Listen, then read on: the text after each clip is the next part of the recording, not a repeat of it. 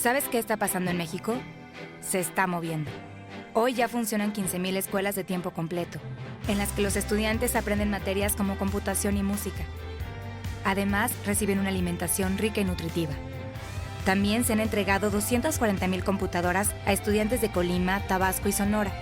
La meta es que todos los niños de México de quinto y sexto tengan una. Esto es Mover a México.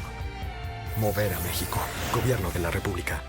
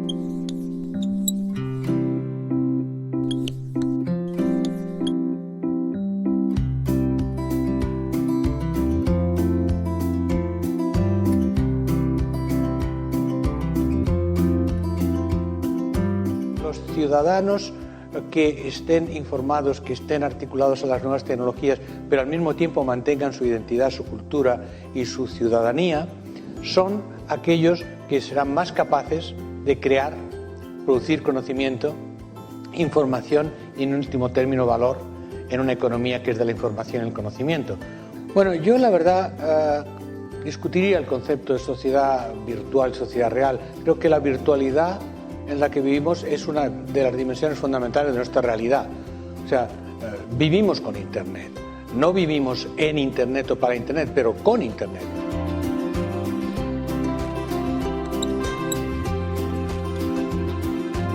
We're in a moment of time in which our society is undergoing profound and prolonged change. Technological change, cultural change, economic change, political change, and education has to prepare kids not for the world that was, but the world that will be.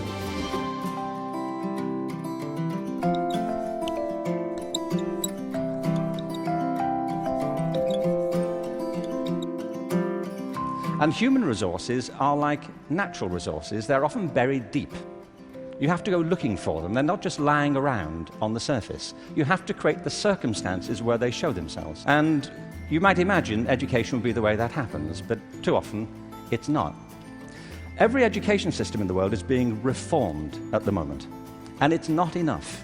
What we need, and the word's been used many times during the course of the past few days, is not evolution, but a revolution in education. This has to be transformed into something else. And the reason so many people are opting out of education is because it doesn't feed their spirit. It doesn't feed their energy or their passion. So I think we have to change metaphors. We have to go from what is essentially an industrial model of education, a manufacturing model, which is based on linearity and conformity and batching people. We have to move to a model that is based more on principles of agriculture. We have to recognize that human flourishing is not a mechanical process, it's an organic process. And you cannot predict the outcome of human development. All you can do is, like a farmer, is create the conditions under which they will begin to flourish. So when we look at reforming education and transforming it, it isn't like cloning a system. Now, in this room, there are people who represent extraordinary resources in business, in multimedia, in the internet. These technologies, combined with extraordinary talents of teachers, provide an opportunity to revolutionize education. One of the important aspects of the learning process that students need to learn is that it's social, it's connected, it's networked. It doesn't send the right message to students if we say, learn in social, connected ways, but I'll teach you in one way. So the importance of teaching together is that it gives students a multidimensional experience of knowledge. It teaches students the importance of being connected and collaborating with others in activities that we're involved in. What's different today, I think, is that the knowledge pieces are fragmenting more rapidly, and there's more fragments than there used to be. So what used to be, let's say, a 200-page textbook might today be a 5-minute video on YouTube or a 10-minute lecture on a different site. So the knowledge pieces are smaller now than they perhaps were in the past. But the interesting thing is, once your knowledge pieces become smaller, there are more configurations available. So if you have 5 pieces of information, you can connect them a certain number of ways. So that's where we need to test the validity of the knowledge coherence that we're making. But all of these, again, are part of this process of being network and connected, and we form new ideas and we challenge those ideas through those networks. In a classroom, you can have students start playing with video recordings and remixing videos, and you can teach them how to begin to learn or function in a social network that maybe includes students from other cities. Now, none of these things mean you have to change your curriculum yet. These are all systems that allow you to change the teaching and learning process.